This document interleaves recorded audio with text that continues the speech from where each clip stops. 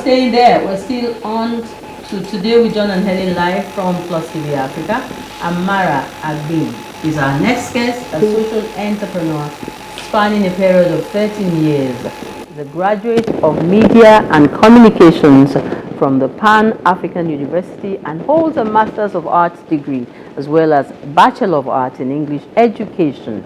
Having discovered her call to serve in the domestic worker space, she started the Nanny Academy in 2010 to empower domestic workers, advocate proper working conditions for them, as well as reduce unemployment and poverty. She's a 2010 mentee for Women in Successful Careers 2013, You Win Awardee, and very many other awards, including the 2018 and 2019 recipient of Business Day newspaper Top 100 Fastest Growing SMEs in Nigeria. Amara Agbim is here to help us navigate hiring nannies, save recruitment processes. Now, I was going through your CVs, and you see, even this small one, I'm eating my tongue. Man, there's a whole lot that you have done. This is such an important area of need, and we thank you for finding time to come help us understand better, you know, the world of nannies. So, Amara, your CV has taken half of the... Not be small. So I will dive straight into my questions, because this is something that has been, you know, biting us for a while. Now, tell us, are domestic staff unavoidable, or I mean, like, are they people we can live without? Thank you very much. Thank you for having me. How do I respond to that question? I thought of it in a different light, and I was like, do we say it's a necessary evil, right? Yeah. But I don't think it's something that somebody can decide for somebody. If you have children, if you become a parent, if you're an adult who is working and you want certain levels of efficiency around you, then I think it is necessary for you to have help. Whether you have, you know, a nanny for your children or a housekeeper, you know, to help with chores in the home, it would really depend on your vision for yourself, how organized you want to be. So that's practically everybody. That's everybody. That's why I included everybody. I didn't exclude anybody now. Every adult who is working. Yeah. So it's your personal choice, depending on your goals, your vision, how you want to see things done. Some people are very hands-on. Some are not able to. But I would say that in this era of mental health, we definitely need help so that we can stay sane. In a city like Lagos and even everywhere in the world. Yeah. All right. So you are talking about this thing like, hey, it is your life, and I'm excited. Now, what experiences, or should I say controversies, fueled your passion for starting the Nanny Academy? There was no controversy. There was no controversy, right? It was more of a personal experience, like you said. I like to say that all of us that are not from Lagos, that are living in Lagos, were migrants, right? Okay. So I moved to Lagos because of marriage 19 years ago. I have a 19-year-old. That's why you're a Lagosian now. Yes, I'm a Lagosian now. And when I came to Lagos, my parents are not in Lagos, and you know, my support system were not here. I started raising a family, and I said to myself, look, I want to build a career. I don't want to not a house. Yes, I don't want to. You saw all my. I love reading books. I love, you know, studying. I love learning, and that was as early as 19 years ago. I sought out for help when I was still pregnant for my first baby, because that was the vision I had for myself. You see, I'm sticking to that first question we talked about. Yeah, and then I went ahead, told my husband, we sourced for a nanny who happens to still be with us today. So she's been with us for 19 years. Yes. And so when we got her, it became a task to maintain her, to keep her for the years. That's a story that I can't even finish talking about here. But that's a story, you know, I can't finish talking about here today, about my journey with her. But then she has stayed with us for that long, and I have learned a lot from being her employer. for 19 years. Yeah, so this personal experience, over time, my friends were asking me, how did you get this nanny? How, they'll get a nanny and it will stay for, maybe they'll stay for 3 months, 6 months and leave. And, that's led me to start thinking, okay, what can I do? How can I help my friends? Along the line, I started publishing. I think I mentioned earlier, I am a publisher. I was a publisher. Maybe I'll go back to that profession, I don't know. But I started publishing Work Life Magazine. And Work Life Magazine gave me an insight, into what I would call the solution, the real problems. What do you solve in work-life space? And I think having a nanny service it's quite an experience. Yeah, so that's how, that was the experience. That's quite interesting. Yeah, so I stopped publishing. I gave up publishing for this. Okay, so I want to go back into the industry of the nanny industry, so to speak. Like, it looks like an all-comers. Are there any restrictions, government regulations that we can rely on? I know that we may have been aping restrictions here and there, regulations. Are there things in place that guide this industry? Unfortunately, not that I know about. Wow. Unfortunately, there are no government regulations focusing, directly on nannies or domestic workers. So who regulates? Who regulates? I think the general labor law. Okay. As it, regards to people who are in informal work, that's what is applicable in our sector now. But I know of other countries where there are policies, for domestic workers, and we are hoping that Nigeria will get something. So, but generally, we operate, on a global platform. The world is a global village now, and we look everywhere. And if you look at International Labour Organization, you look at United Nations, and developed countries, there are models, there are policies. In fact, right now, a care policy, a care agenda is at the forefront of what the United Nations is pushing. Okay. Because after COVID-19, it became apparent that everybody needed care. Everybody needed care, and it is everybody's business. Yeah, so we're hoping that will shape the narrative and it will trickle down to Nigeria, eventually. All right. So, in the light of policies like labor laws and the horror stories that emerge, of how employers manhandle their domestic staff and all of it, are there qualifications? Are there specific areas that you look at, in terms of helping people find the right help? Earlier on, you said they are not house helps, they are nannies. I don't know why, the house help thing. What does it take from that job and that person? So I'm asking, how do you ensure that you find the right person for the right home, for example? All right, and what are the qualifications that you look at? Yeah, thank you very much. Yeah, so if you look at it from a policy perspective, when there's a policy in place, it would necessarily mandate minimum qualifications and all of that. So because we don't have policy, that's why it looks like what you mentioned earlier, all comers are fair. And that's why if you look, our name is Nanny Academy. So when the vision came, it came with the idea that, okay, if you want to work as a nanny, you need to reset your head. You need to think differently. You need to embrace training. You need to embrace learning. You need to understand that you need to go through a process to get in. See, it's not perfect yet.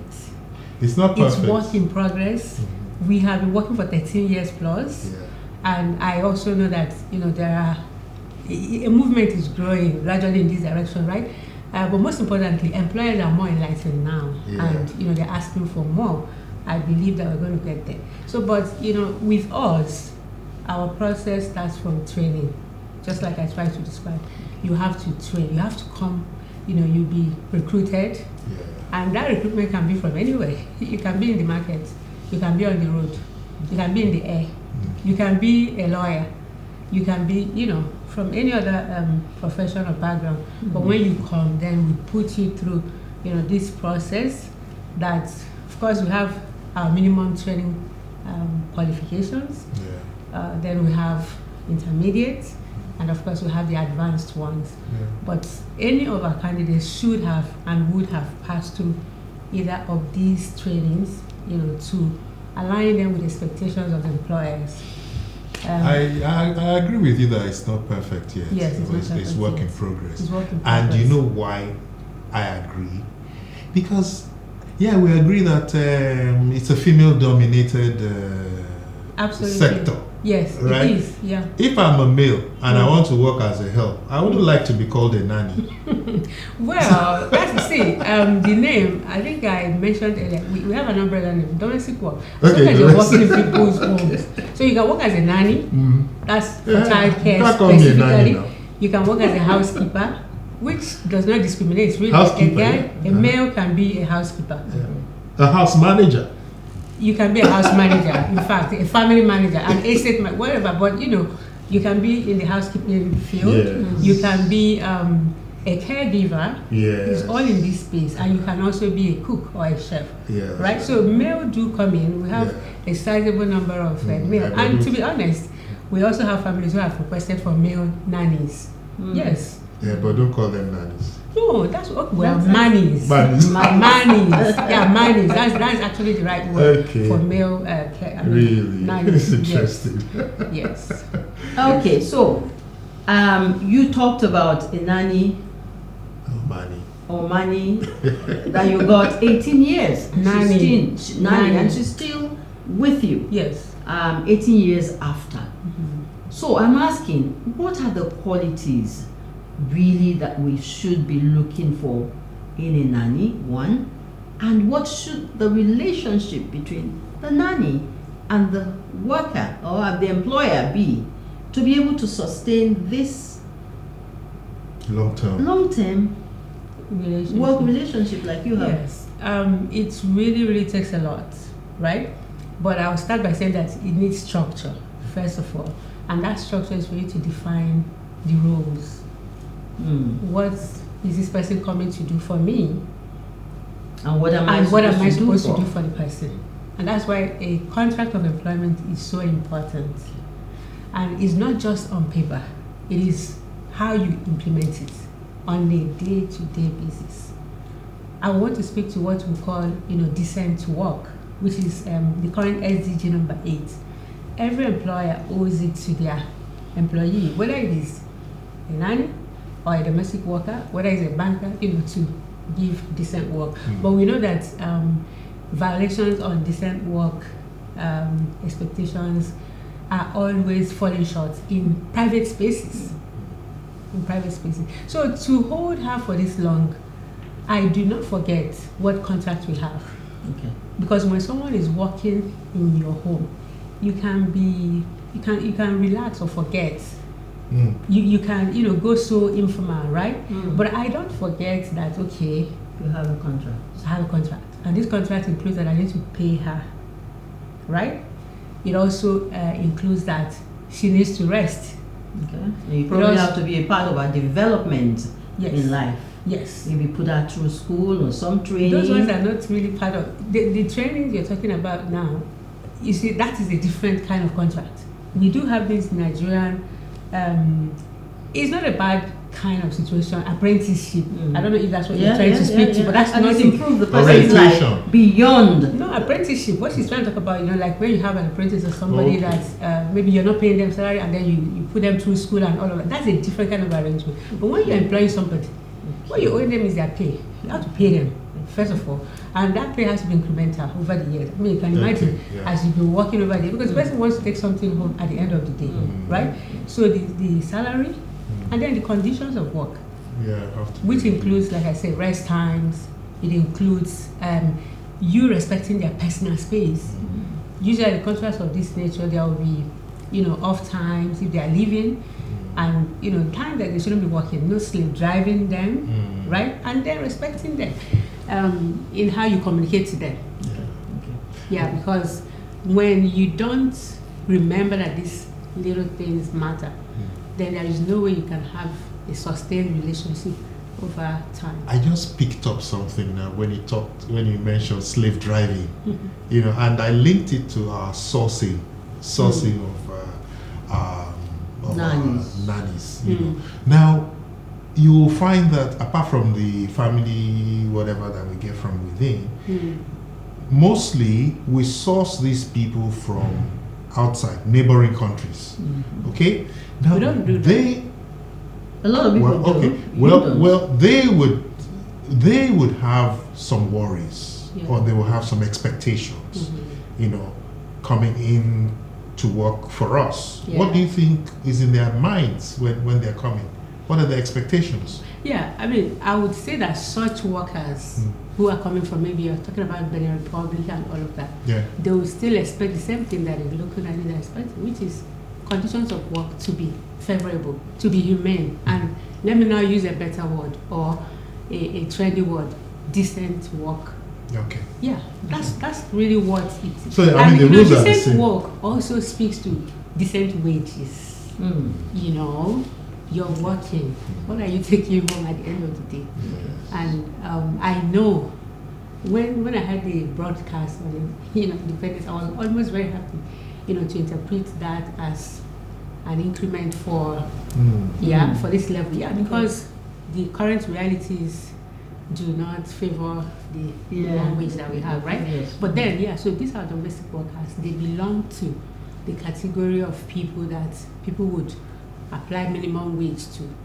But do we also really, really assess, especially depending on the city and where we're living, and their needs and how long they have worked, the way we increase, motivate, and put into context, Make them a part. and Think of them as members of your family, really, and then like, what would you do for somebody who was related to you, in terms of increment, making their lives better, and all of it.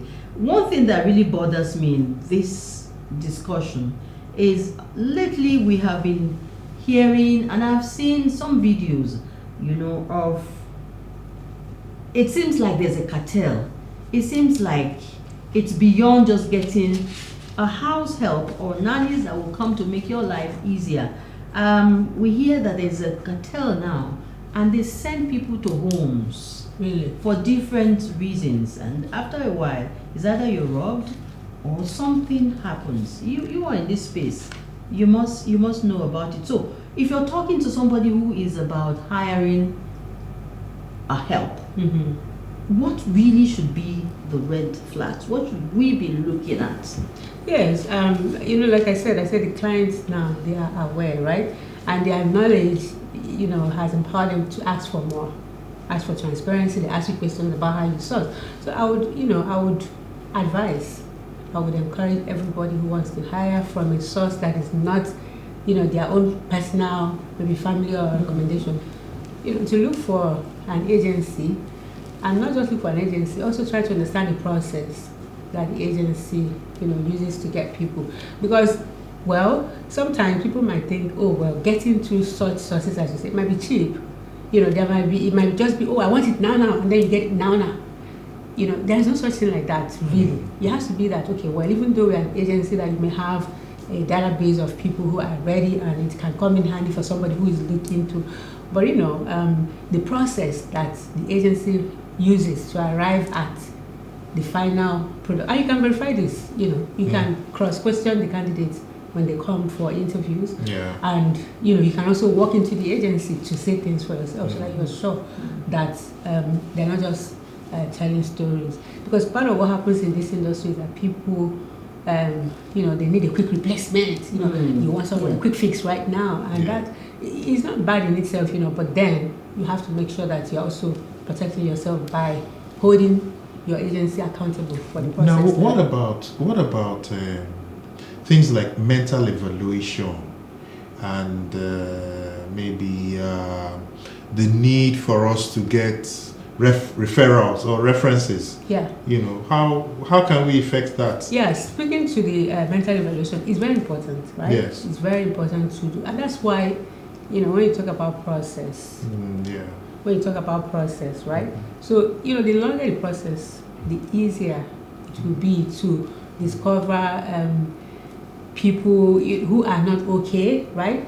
But then the system that we run at the moment do not really give, like if you call it a mental evaluation, no, but then a kind of psychological evaluation. Yes. Yes. But the truth is that people can still lie.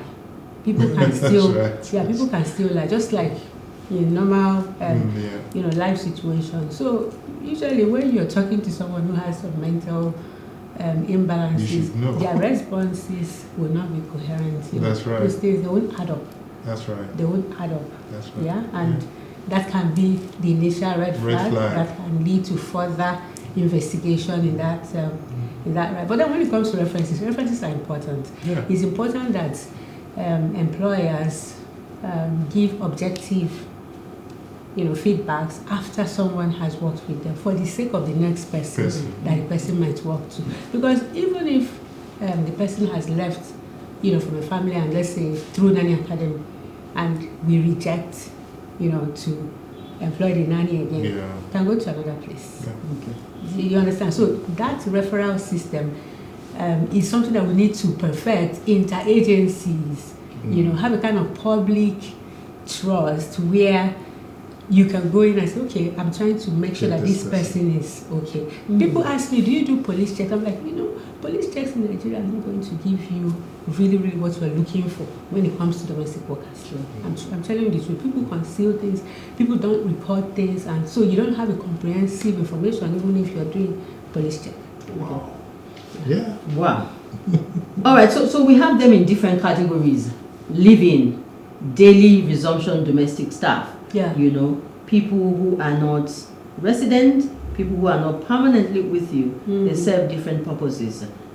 Which do you recommend, or do you have all of these categories? Oh yeah, so my recommendation, I saw the example of myself. When I got married 18 years ago, I was in an apartment, and the apartment didn't give me any room to have a decent space for an adult to come and live in. Okay. I did live out for several years before my accommodation situation changed. I could afford to have a BQ where I could decently employ a living, right? So my nanny converted from being a live out to a living when my situation changed. But some people think that is a little bit more dangerous, because which one is more dangerous? The one who does not stay with you, because they come and they go every day, and you really don't know what they come with and what they go with, and who they interact with on a daily basis when they leave your place. Well, you see, I told you that my own journey, right, which I would imagine is almost the same kind of experience every other woman out there will have when you're employing people. You have a period of skepticism, and when you have trusted, when you have ticked off all the things you're supposed to tick off to make sure that this person, I want to work with this person, then you trust. Because if you don't do that, you can't even guarantee that you're giving them proper employment. You will be so edgy that the staff would never relax. So you need to constantly engage the person you have hired in conversations, formal, informal. I gist with my nanny. Let me use that language. That gist helps me to gauge, gauge, and then I communicate, and then communicate, and communicate, and repeat the things I want, the things I do not want, how I want them, and how I do not want them. And I also make sure that I protect myself. You never can be too sure. So, I lock where I should lock, close where I should close, and tell her, I don't hide it, I say it. And I will also encourage families, if you can afford to, please buy a camera so you can see what is going on. Yes. And let the person you hire know that you have a camera. Why? So it will foster trust, or it can make them to run away from the beginning if there's a terrible team, really. Yeah. And in my estate where I live, you can't leave the gates without permission, those kind of things. So I really think that if we are always suspecting or thinking that, because this person is a live out, he's going to, kill me, he's going to, I don't know how you're going to really cope. Yeah, so there has to be element of trust. And then you also put structures in place, it kind of checks and balances. Look, I have camera, so anything you're doing here, I will see it, and as long as you know that, that's fine by you, you can resume and work with me. That's one. Or you can make sure that you continue to engage. In fact, not just or, you engage them. Okay. It's a simple psychology. Even in a relationship, sometimes I liken this nanny employment relationship with marriage relationship. How do you know that the dynamics has changed in your marriage? How do you know? Wow. It's when you see your communication has broken down, you don't know what the next person is doing, and all like that. Yeah, so This is an interesting, Very. such an interesting conversation. Very. Because as you were talking, I was recalling some of the experiences I also had. I almost had a suicide case in my hands. Yeah, why? Just A nanny? a nanny. Wow. A nanny who was caught stealing. Wow. And then we reported to the police. And when she came back home, the next thing she did was she drank whatever it was. I was just lucky to get home at the right time and quickly take her to the hospital where she was saved. Otherwise, she would have died. So a lot of people would have gone through such experiences. Exactly. So this conversation has to continue. It has to continue. Because we've run out of time. We've run out of time. Yeah. And this conversation, I hope we'll be able to get you back. Yes, I'm awesome. available. Yes. I like to, continue to talk about Yes, it that's because what it's it is. important. Yeah. We need these conversations for ourselves. Because different people get to hear it each time you are talking about it. It's Yeah. awesome. I'm extremely excited about this area and the special attention that you have given to it. Thank you. With the Nanny Academy thing. Thank you. Thank you very much. Thank you. You're so charming. I'm So charming. Lovely. Thank you. So Moving on. we'll take our next break Yes, now, our and next break it will is be the our gym. fitness. Yeah, we'll go to the gym so we can shake Really? off a lot of this. Yeah. Dolly Phillips, over to you.